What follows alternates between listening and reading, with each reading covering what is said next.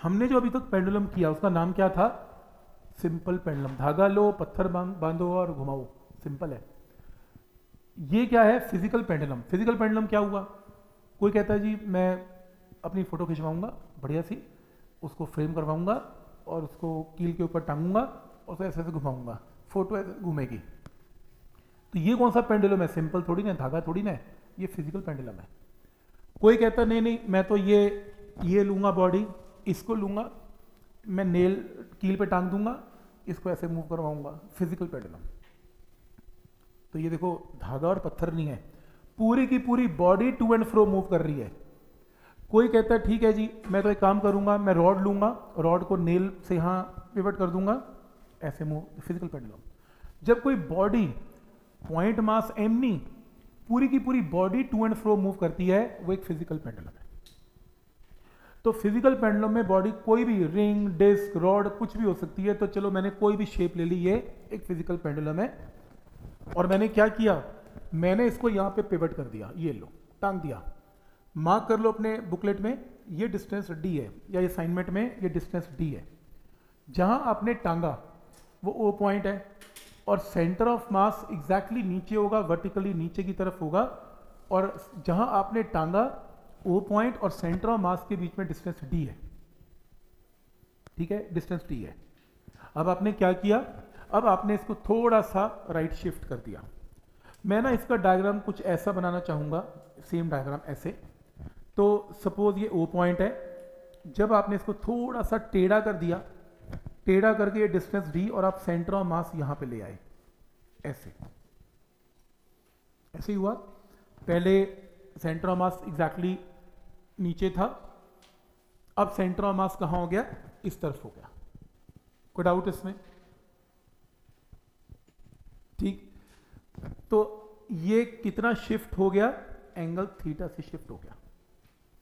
ठीक है, ये डायग्राम ध्यान से देख रहे हो। अब क्या हुआ, इसका वेट कितना है? mg। इसका वेट कितना है? mg। और ये कितना है? d sine theta, d sine theta. बोलो टॉर्क कितना लगा? Restoring weight mg into perpendicular distance d sine theta. ये देखो torque is minus mg sine mg into, यहां पे लिख लो, restoring torque will be equal to minus mg into d sine theta. एक काम करो, ये डायग्राम नया बना लो, वो थोड़ा कॉम्प्लेक्स हो जाएगा, ये बना लो, नीचे बना लो, इसके सेम ही डायग्राम है, बस थोड़ा यहाँ साइड पे बना लो ताकि याद रहेगा कि mg into d sine theta किया है।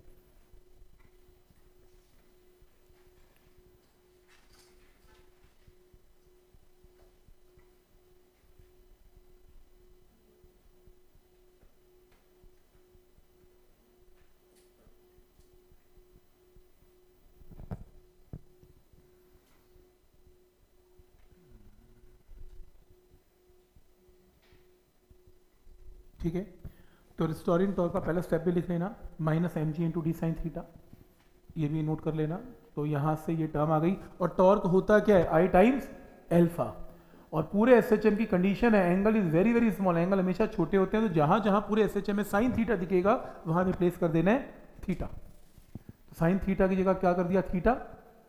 अब I जो है वो नीचे आ गया, ये देखो I की वैल्यू यहां पर नीचे आ गई कुछ इस तरीके से। तो आपके पास क्या बन गया?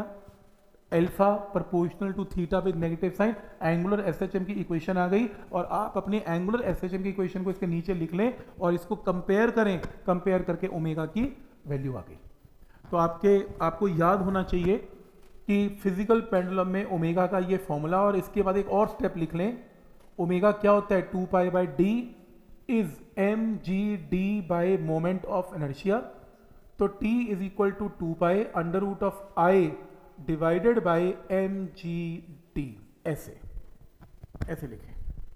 तो ये स्टेप 2 एक्स्ट्रा ऐड कर लें।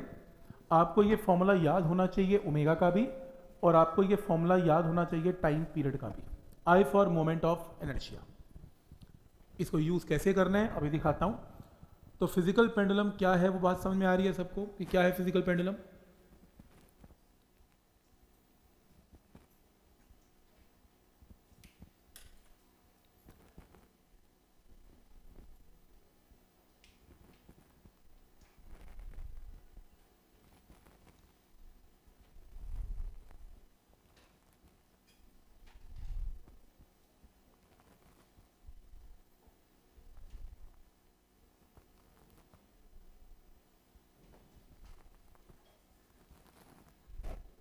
क्या ये पॉइंट यहाँ तक क्लियर है?